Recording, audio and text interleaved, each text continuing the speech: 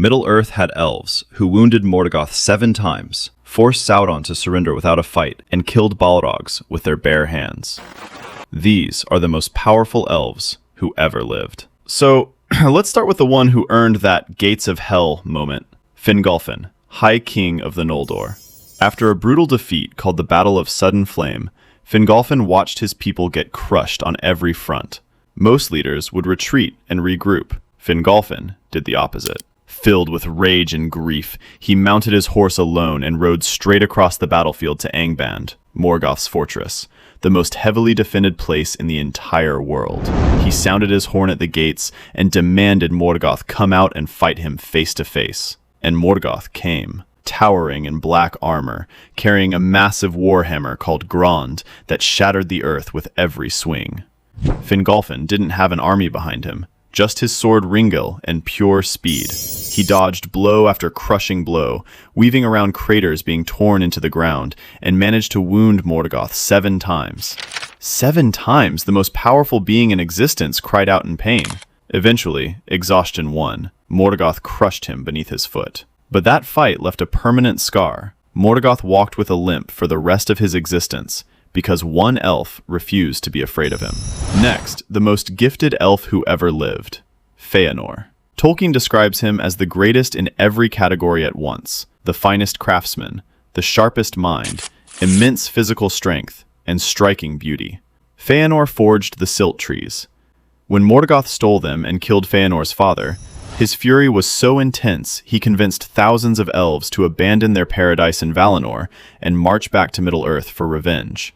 He could rally an army with nothing but his words, and arm them with weapons forged by his own hands. The tragedy is that his pride matched his talent. He trusted no one, listened to nobody, and it eventually destroyed him. Then there's Eärendil, half elf and half man, whose journey changed the entire war. When Morgoth seemed unbeatable, Eärendil sailed across the ocean to the Undying Lands, risking everything to beg the divine Valar for help.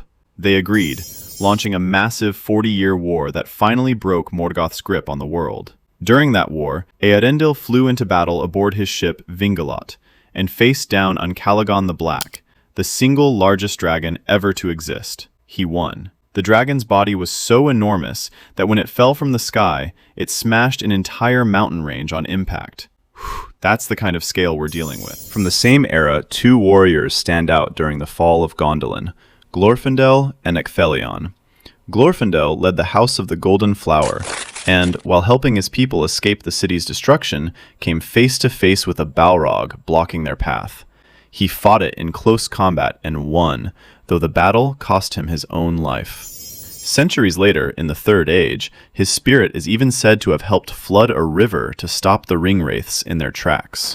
Ecthelion, meanwhile, killed more orcs during that single battle than any other elf in history. When Gondolin's fall threatened to kill the hero Tuor, Ecthelion stepped in and took down Gothmog, the terrifying leader of all the Balrogs, saving Tuor's life in the process.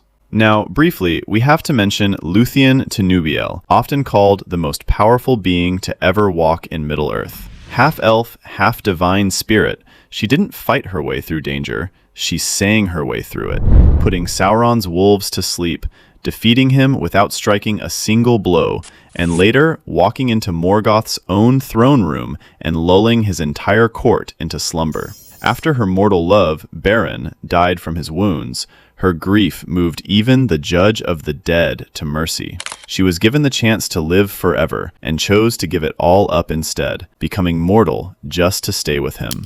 That choice echoes generations later in Arwen's decision to do the same for Aragorn. And finally, the defeat of Sauron himself at the end of the Second Age. It wasn't one hero who finished him. It took Gil-galad, the last great elf king, fighting beside the human king Elendil. Both died in that final clash, but together they broke Sauron badly enough that Elendil's son, Isildur, could cut the one ring from his hand using nothing but a broken sword.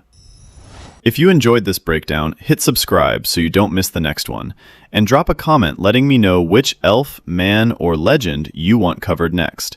See you in the next video!